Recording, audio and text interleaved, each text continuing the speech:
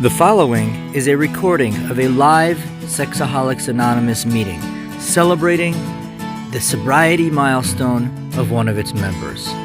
This YouTube channel is not affiliated in any way with Sexaholics Anonymous. For more information, please visit sa.org. Hey, hold on. All right. Happy birthday to you. Happy birthday to you. Happy birthday to James. Happy birthday to you. We're getting there. We haven't done this before, have we? Well, we haven't had someone 15 years before. The demonstration like this, you won't have anybody else.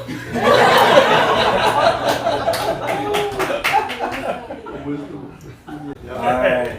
What do we do next? We gotta need a group conscience. Blow them Hi. out? I don't know, is that? Hi, make a health wish. standards? I don't know. The Make a landlord wish. doesn't want these candles on too long.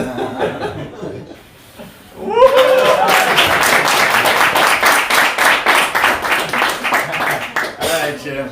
That's your introduction. All right. It's all yours. Without further ado, Jim K. Okay, well, I know this is gonna feel out of place, but I'm gonna ask you to close your eyes for a second. It's hard to come down after that sort of pleasant silliness, but anyway. Just close your eyes for a minute. Think about two things. One is about me. I don't deal well with anniversary dates because there's a part of my brain that says, "Oh, you've got this nailed," and I don't. I have, as others have talked about, an imperfect 15 years. Meets the requirements, but it's imperfect in some ways. So this today and this share is not about me, and I'd like it to be about you. So the second thing is I want you to spend your time while I'm talking, and I'll probably talk long, as some of you know. While I'm talking, I'd like you to be thinking about yourself and whether it's about something I said or something you hear in your brain saying. Make sure you come out of today's meeting with a good takeaway. So. Enough with that, thanks. So I'm Jim, and I am a grateful recovering sex addict. Hey, Jim. And I'm grateful to see some new faces here, as well as some long-timers. And you're all a part of my recovery, whether you've been here before or not. Okay, so this will feel a little out of place, but in 1987 a movie came out, which is before many of you were born, I realize. But in 1907, there was a movie that came out with Elliot Ness and Kevin Costner called The Untouchables. And Elliot Ness was a go-getter FBI agent who was going to get Al Capone. And Al Capone, for those of you who are too young to remember, there's a couple of us in the room who might. Al Capone was a murderous gangster in the Chicago area, running liquor and all kinds of other illegal activities during Prohibition. And Elliot Ness was committed to get him. And Ness meets with a beat cop who was played by Sean Connery. And the beat cop basically says, Elliot Ness tells the beat cop, "I'm going to do anything. I'm prepared to do anything to get Al Capone." And the beat cop basically says, "Everybody knows where the liquor is. That's not the problem. We all know it's in such a warehouse. What you got to know is that once you walk through that door of the warehouse, your whole life is going to change. So, what are you prepared to do about it?" And that was the line. What are you prepared to do about it? Okay, if you actually saw the movie and checked the script, you'll find it. I'd lived a little bit, but that's close.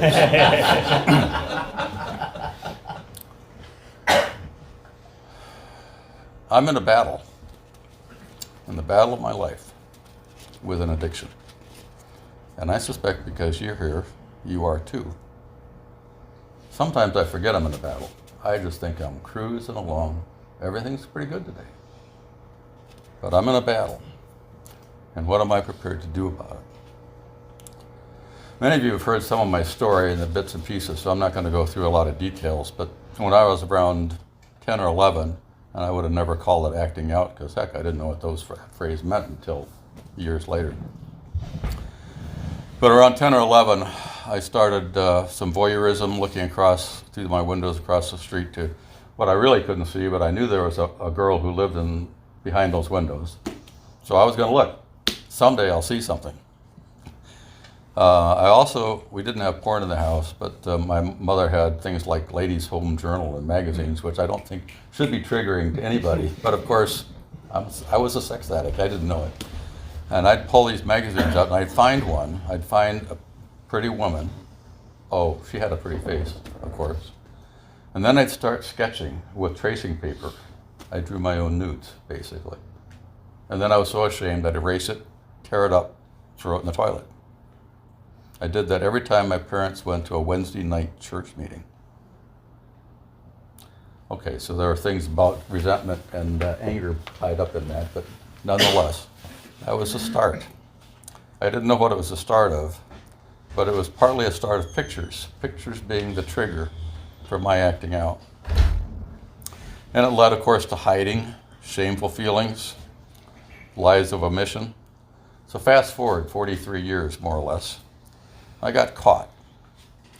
During that time, my addiction had progressed from drawing my own pictures to finding things in magazines, in porn magazines, online sites. They invented things like fax machines and the internet during that period of time. And years, not just a couple times, years of almost weekly sex with women and sex workers in strip clubs and massage parlors and prostitutes in hotel rooms. I was in the battle of my life, and I didn't. I wasn't going to do this, Dick. I didn't know it. I was clueless. I didn't feel good about anything I was doing. And all those 43 or 40 plus years, I never once sought help. Why didn't I seek help? Well, I lied to myself. My addiction told me to lie to myself in so many ways.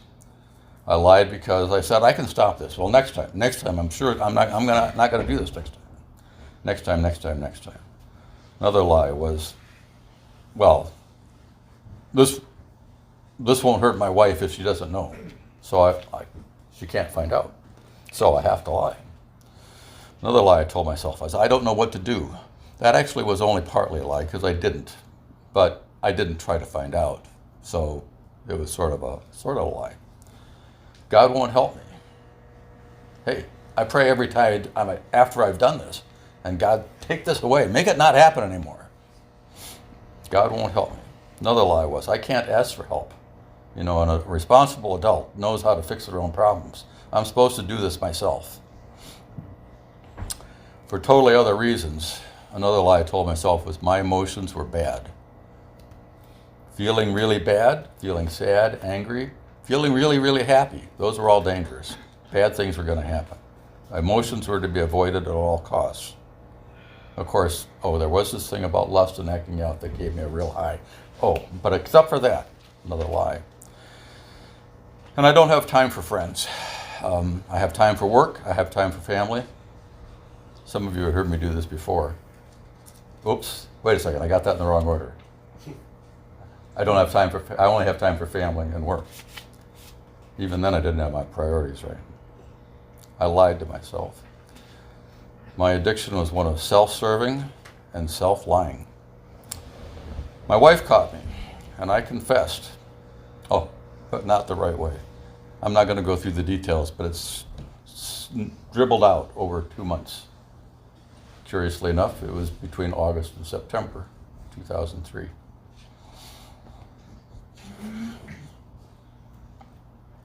We decided we should go to a couples therapist.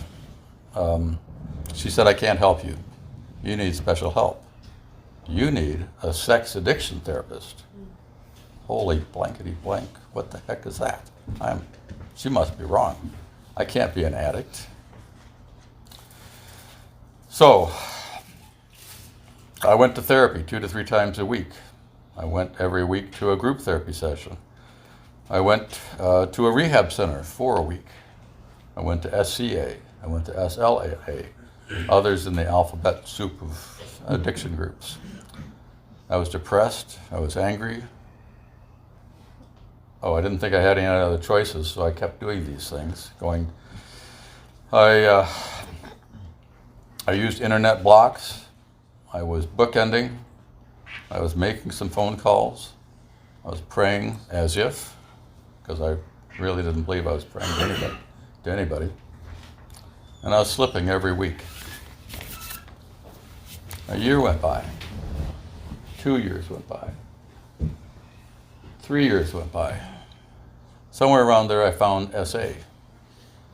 That helped because I stopped criticizing everybody else in the room because they had worse recovery than I did, because they said things in meetings that nobody who ever could talk about recovery would do those things. But I was never going to get this thing people called sobriety. Other people seemed to have it. I couldn't figure it out. Why? I was doing what they told me. I had sponsors. Sponsors usually told me to try harder, work harder. I think they meant well. In fact, if they were here today, they'd say, "No, Jim, we told you many other things." What I heard was, try harder. And what I thought that meant was, I have to work at this harder. And that was the way I literally reacted. I would clench my fist and think I had to work harder. That's another lie. So what changed? Something had to change. Well, partly it was the passage of time. One of those, oh, come on, slogans. Well, it's not really a program slogan. When the student is ready, the teacher will come. I wasn't ready. I really wasn't ready. I wasn't ready to stop. The sad news thing was I liked acting out. I liked starting the pictures. I liked the rush that it gave me. I was addicted to the thrill and the intrigue, just like the book. Who knew? I didn't want to face that. But over time, among other things, 3 things happened. I came to believe in a higher power that would help me, that would intervene in my life, that would give me some help. Power over this addiction. I had finally gotten broken down. I heard about God. I'd grown up believing in God, I thought. But I had believed the wrong things in many ways, because I thought I could sort of wrap God around my finger, and when I needed help, I could, hello, I need some help here. Table 3, over here. God was not my waiter. I had the role reversal. As the big book talks about, I needed to find a new director in my life. I needed a drill sergeant. I needed, in the analogy of being in a battle, I needed to show up for duty in the morning, every day. And God answered some things that I didn't have an answer for. That's a whole other story someday, but it was, as much as I often tried to say, this is a coincidence. Even my therapist said, "Jim, that's a God thing. Get over it." So I saw that God was doing things in my life. Another thing is I came to find out that I needed to surrender. I don't know how many times I heard the word surrender during those first many years, but I just thought that meant work harder. Basically what it meant was let go, not hold on, let go. That didn't make any sense to me. How can I let go? Somebody's got to do something. And it was God, it wasn't me. I needed to let go and let God. I even found out that works in my business rather than just in SA type things. I was in a business meeting. I'll run out of time, but I'm sorry. But I wasn't going to share this today. I was in a business meeting. The board chair kept interrupting with something that he wanted to be on the agenda, and I couldn't make him stop. And he knew it because he was going to control the meeting and show this consultant a thing or two. And I'm sitting there thinking, if I can't get on the agenda today, and this was part of a strategic planning process, and the process was if we cover these things today, and these things in the next meeting, and these things in the next meeting, everything gets done on time and on budget. And if it doesn't, things fall apart. So he has to stop this behavior. I don't get this habit very often, but there was like a voice in the back of my head that says, Jim, be quiet. It's not your meeting.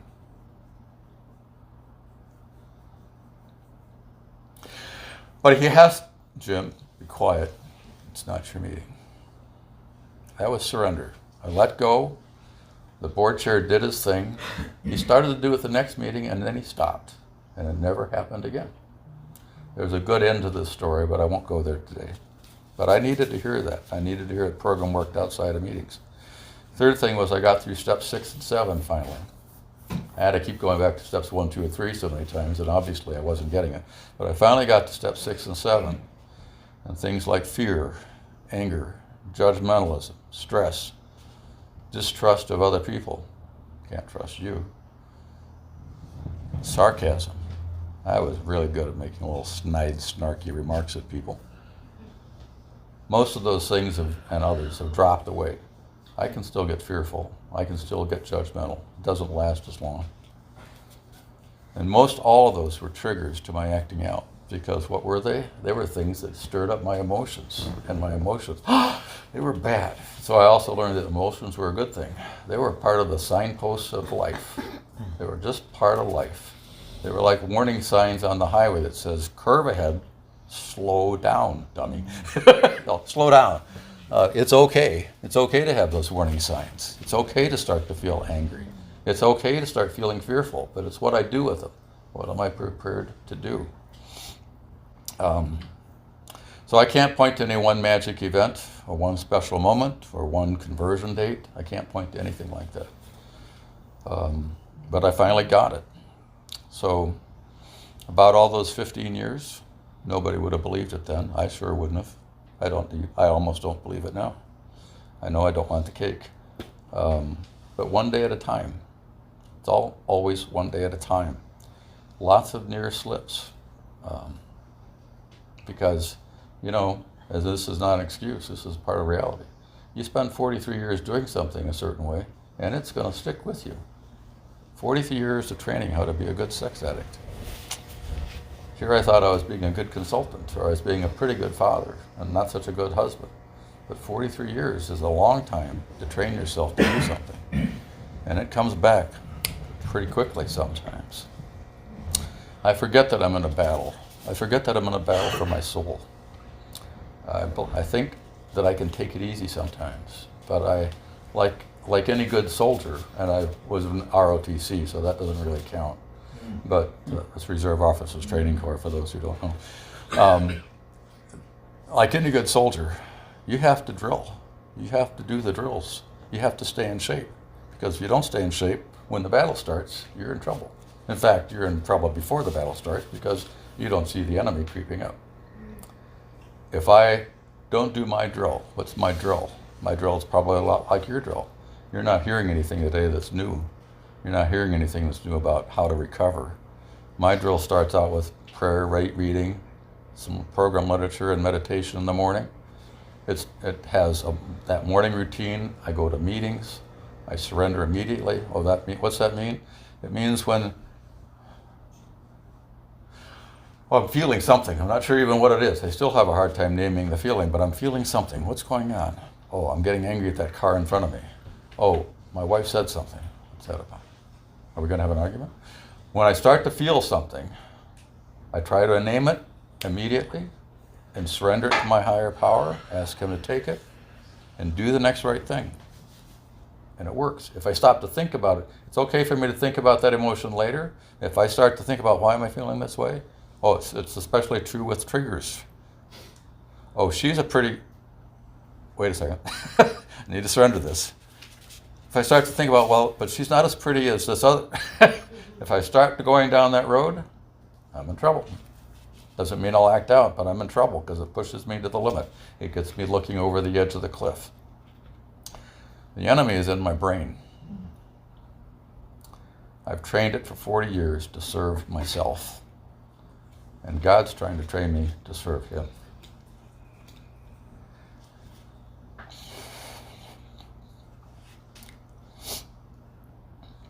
I didn't know I wanted this program. This program was not something I wanted.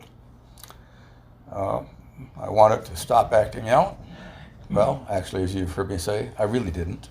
But part of me wanted to, because I wanted to not get my wife mad at me. I didn't want God.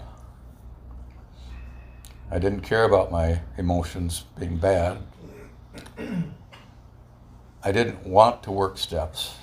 None of those things, and the list goes on. None of those things did I want. The program for my recovery had nothing to do with what I would have designed or what I wanted, but it's what I needed. So I have to drill every day, because I found out if I don't, I forget that the enemy is standing at the door. It's ready to strike. It's creeping up on me, and if I let it, I won't be aware. The key for me is awareness. I have to be aware of what's back in the back of my brain trying to creep forward. If I'm aware, I can accept it. I may not like it, but I can be aware, accept it, rather than saying, no, it's not really happening this time. That's another lie I like to tell myself. Awareness, acceptance, and then a third A, action. Take the next right action. God has the power. I don't. So what am I prepared to do? I'm prepared to try to do the next right thing. And what are we prepared to do? You know, I said it before, but it's true. You all are part of my recovery. I've been moved by this 2 or 3 times in the last couple of weeks about the idea that we never know what we do, how it affects somebody else. There was a reading in one of my meetings this week. Some of you may have been on that call. Reading had almost nothing to do with what I'm about to say. It was about a woman who was in the AA, had cirrhosis of the liver, and at some point she realized she'd been in an AA meeting, and she remembered that, and she went finally back. The meeting says nothing about who was in that first AA meeting. It says nothing about who talked to her in the AA meeting, but somebody was there. In fact, there was somebody there because there wouldn't have been a meeting if somebody wasn't there. The very fact that you're here today makes a difference, because that woman remembered AA, and she wouldn't have come back if there hadn't been people in the meeting to tell her, just to be there, just to say you're welcome. That was all part of the recovery. That was what they were prepared to do, and there was no credit involved. There was no cake involved. There was nothing. They just showed up. They showed up for duty. So we show up for duty. You show up here. You're helping somebody else with their recovery, and you're helping me. I'm grateful that you're here. And I'm grateful to hear what you have to say, but don't say it about me. Say it about what you've learned for yourself. Thank you.